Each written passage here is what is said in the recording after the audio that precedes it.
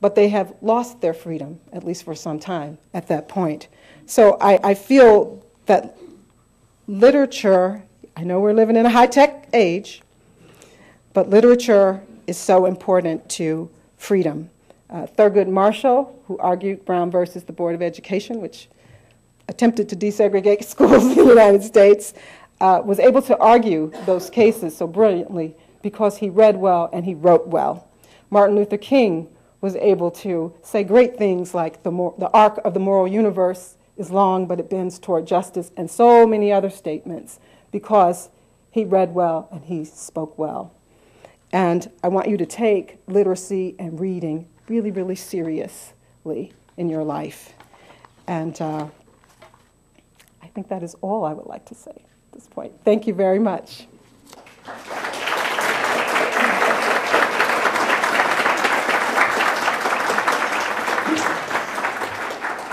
Today at the City Club of Cleveland, we are listening to a special program with Charlise Lyles. Now we would like to return to our speaker for our traditional City Club question and answer period. We welcome questions from everyone, including guests. Holding the microphones today are special programs members, Merle Johnson to my right and Patty Quinones off to the left there. Thank you. First question, please.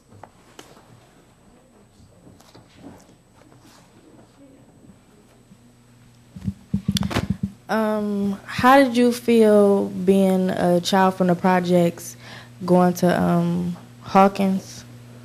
How did you feel? That's a very good question. Well, I'll tell you how I felt. The title of the book, Do I Dare Disturb the Universe? From the Projects Prep School. The title is taken from a very famous poem by T.S. Eliot. Was a British poet and a banker. And the poem is called The Love Song of J. Alfred Prufrock.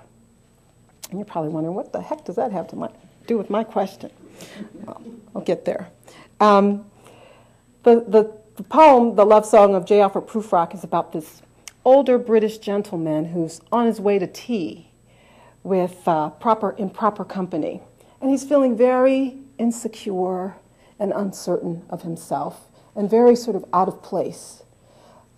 He's wondering if they're sort of whispering behind his back and making fun of his kind of wispy gray hair, and just feeling very uncomfortable and wondering, is he going to say the wrong thing or make the wrong move and be ridiculed by them and embarrassed.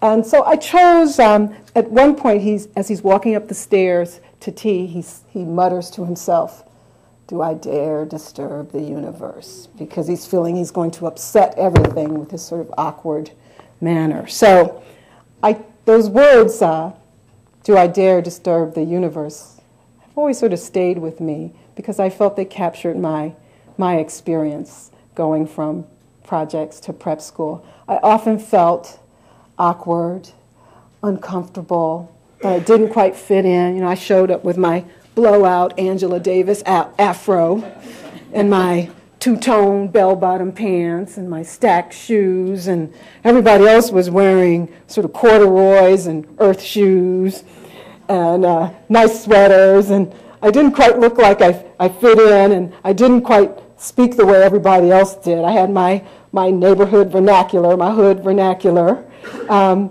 I didn't always phrase my answers right in class or make my point as clearly as I could have. So I felt like J. Alfred Prufrock. I felt uncomfortable and ill at ease, and it took a long time to become comfortable and to sort of find my place there, find my own comfort there.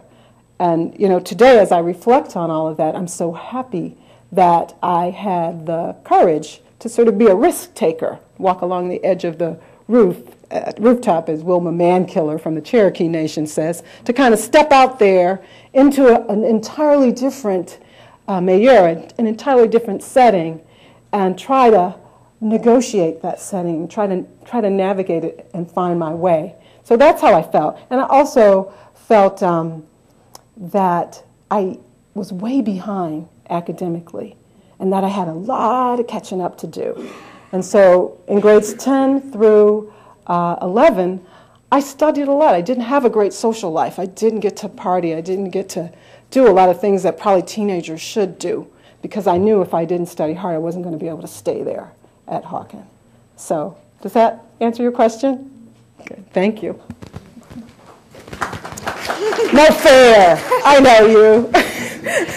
Charlise, somebody has to ask you a hard question. You're always here asking everyone a hard question. So my question is, many of Cleveland's underperforming schools are fed by majority high poverty students from surrounding projects, similar to what you wrote about in your book. And in some cases, one school is fed by all project students.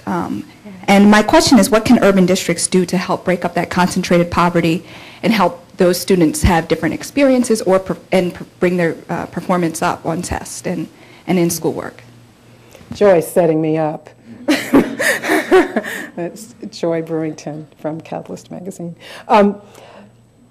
Well, you know, the Harvard Civil Rights Project has done research on what's called economic integration, and that is mixing students based on income.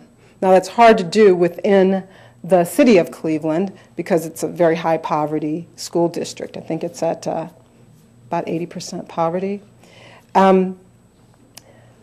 But if you can cross district lines and share a little bit, take 20 kids from Cleveland schools and send them to Avon Lake or send them to Solon, you would dilute that concentration of poverty.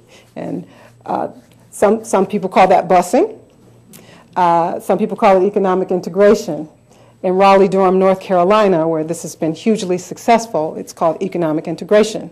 And you'll note that Raleigh-Durham's kids who are of a low-income background have some of the higher test scores in the country because of this dilution of poverty. The research shows that when you mix poor kids in with higher income children, the poorer kids will latch on to the aspirations and the habits of the higher income children. It makes a lot of sense, and there's some evidence behind it now.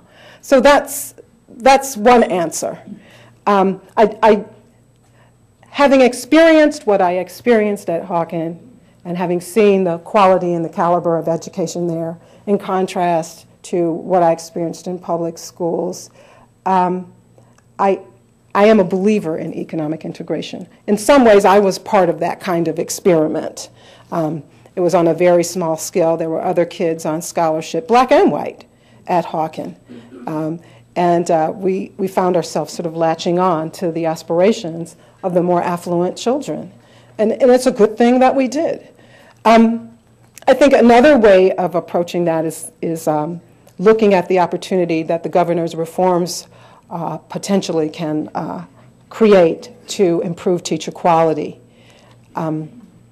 and teacher preparation. I think there isn't enough emphasis in the teacher preparation in our universities to prepare teachers to teach in an urban setting. There are very specific challenges there, and teachers need to be prepared. So many teachers come in with good intentions, you know, good hearts, and willing to put forth 100, 200%, but they don't have the training or the adequate preparation, and they're knocked off their feet by so many issues that poor kids like me bring to school with us. And so if they're better prepared, and we have our chance now because the governor wants to reform teacher preparation. The Ohio Board of Regents has taken it over from the Ohio Department of Education, and there's an opportunity to really influence how much preparation teachers get to work specifically in an urban setting. So.